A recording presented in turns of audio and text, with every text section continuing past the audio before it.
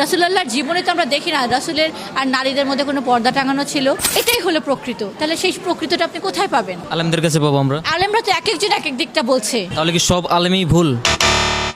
আজকে আপনাদের এই নারী সম্মেলনে দেখলাম অনেকগুলা ফেস্টুন ঝোলানো আছে এবং অনেক স্লোগানও আপনারা দিয়েছেন। একটা ফেস্টুনে আমি দেখলাম যে মোল্লার ইসলাম নয়, প্রকৃত ইসলাম চাই বা আল্লাহর ইসলাম চাই। ইসলাম তো আসলে একটা, কিন্তু মোল্লার ইসলাম কোনটা আবার প্রকৃত ইসলাম কোনটা, এটার মধ্যে পার্থক্যটা আমি আসলে বুঝলাম না। দেখেন, আল্লাহর রসুলের উপরে যে কোরআনটা নাজিল হয়েছে সেটা কয়টা? একটা। আমাদের রসুল কয়জন? তিনি যে জাতিটা গঠন করলেন সেটা কয়টা জাতি? কিন্তু আজকে আপনি বলেন সেই এক আল্লাহ বিশ্বাসী, এক কোরআনে বিশ্বাসী, এক রসুলের বিশ্বাসী এই জাতিটা কি একটা জাতি না হাজার হাজার জাতিতে বিভক্ত? শত শত।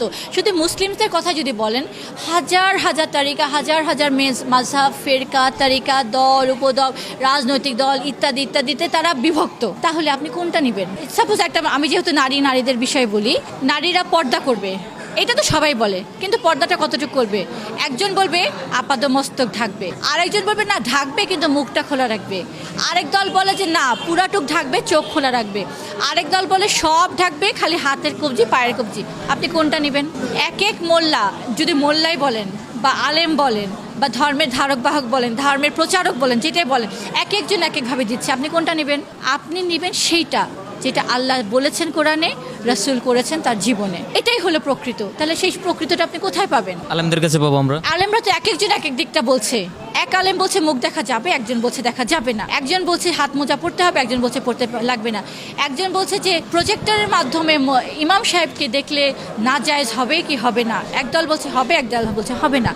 তো আপনি কোনটা নেবেন? তাহলে কি সব আলেমই ভুল? যেহেতু তাদের ব্যাখ্যাগুলো রাসূলুল্লাহর সেই রাসূলুল্লাহর লাইনে না, রাসূলুল্লাহ যা করেছেন তার সম্পূর্ণ বিপরীত, আমি ধরে নেব সবাই ভুল। It is proven. রাসূলুল্লাহ জীবনে যখন তিনি নবুয়ত পেলেন, তিনি যখন শিক্ষা দিলেন, দ্বীনের শিক্ষা দিলেন, নারী পুরুষ সবাই এটা গ্রহণ করেছে। নারীদেরকে তিনি উজ্জীবিত করেছেন, উৎসাহ দিয়েছেন, প্রেরণা দিয়েছেন এবং রাসূলুল্লাহর সামনে বসে নারীরা আলোচনা করেছে। রাসূলুল্লাহর জীবনে তো আমরা দেখি না রাসূলের আর নারীদের মধ্যে কোনো পর্দা টাঙানো ছিল বা নারী পুরুষের মাঝেও কোনো পর্দা ছিল, সবাই তো একইভাবে কথা বলেছে। রাসূলুল্লাহ ঈদের জামাতে যখন খুতবা দিচ্ছেন, তিনি বুঝতে পারলেন নারীরা অনেক কথা বুঝতে পারেন নাই, তিনি সেই তখন মেম্বার থেকে নেমে যে নারীদের মাঝে যে দাঁড়ালেন। এটা হাদিস যে তিনি মাঝে যে দাঁড়িয়ে যখন রাসূলুল্লাহ যখন খুতবা দিলেন, নারীরা কানের দুল, হাতের চুড়ি, আংটি সব খুলে দিয়ে দিলেন আল্লাহ রসুলকে আল্লাহ রাস্তায় ব্যয় করার জন্য। আজকে আমরা যেটা দেখছি, বিভিন্ন আলেমরা বিভিন্নভাবে ইসলামকে ব্যাখ্যা দিচ্ছেন, যত ব্যাখ্যা দিচ্ছেন সবগুলো হচ্ছে বাড়াবাড়ি। আল্লাহ কোরআনে বলেছেন, রসুলও বলেছেন তোমরা দিন নিয়ে বাড়াবাড়ি করো না, বাড়াবাড়ি করলে দিন ধ্বংস হয়ে যাবে, ঠিক তোমরাও ধ্বংস হবে যেভাবে অতীতে উম্মারা ধ্বংস হয়েছে। আজকে মুসলিম জাতি 180 কোটি, পৃথিবীর বেশি সম্পদে মুসলিমদের হাতে, পেট্রোলিয়াম বলেন বেশিরভাগ মুসলিমদের হাতে, গ্যাস বলেন, কিন্তু আজকে তারা গোলাম। যখন তাদের হাতে কিচ্ছু ছিল না তখন তারা শাসক ছিল, তখন তারা পুরো পৃথিবীকে লিড দিয়েছে, তখন তাদের হাতে ছিল শাসন ব্যবস্থা, আজকে তারা হয়েছে গোলাম।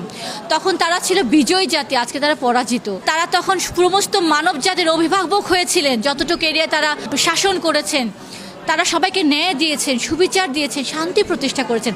আজকে তাদের সমাজে, দেশে, পরিবারের, সংসারে, তাদের রাষ্ট্রে অশান্তি, তাদের নিরাপত্তাহীনতা। আজকে মুসলমানরা দুয়ারে দুয়ারে উদ্বাস্তু শিবিরে ঘুরে বেড়াচ্ছে, লক্ষ লক্ষ হাজার হাজার নারী তাদের সম্মান হারাচ্ছে, ইজ্জত হারাচ্ছে, উদ্বাস্তু শিবিরে তাদের দিন রাত কাটাচ্ছে, উদ্বাস্তু শিবিরে তাদের সেই ধর্ষিত হওয়ার কারণে তারা সেখানে বাচ্চা প্রসব করছে। এটা আপনি বলতে চান যে মুমিন যাদেরকে আল্লাহ বলেছেন আমি তোমাদের অভিভাবক, আমি তোমাদের ওয়ালি, যাদের অভিভাবক আল্লাহ, তারা কখনো ধর্ষিত হতে পারে? তারা কখনো নিপীড়িত, নির্যাতিত, উপেক্ষিত, উদ্বাস্তু শিবিরে থাকতে পারে? নো, বিকজ তারা যে ইসলামটা প্রচার করছে সেটা আল্লাহ রসুলের ইসলাম না। যে প্রক্রিয়া তারা ইসলাম প্রচার করছে, প্রতিষ্ঠা করার চেষ্টা করছে, সেটা আল্লাহ রসুলের তরিকা নয়। আজকে হিজবুত তৌহিদ আবারও মানুষকে সেই 1400 বছর আগের সেই সঠিক দিনে ফিরিয়ে নিয়ে যেতে চাচ্ছে। এখন আপনি বলতে পারেন যে 1400 বছর আগে গেলে কি তাহলে আমাদের ঘোড়ায় চড়তে হবে? নো, ইসলাম হচ্ছে লাস্ট কোড অফ লাইফ, এইটা একটা সিস্টেম অফ লাইফ। এখানে আপনার পরিবার, সমাজ, রাষ্ট্র, শিক্ষা ব্যবস্থা, আইন কানুন, দণ্ডবিধি সব কিছু কীভাবে পরিচালিত করবেন সেটা দেয়া আছে।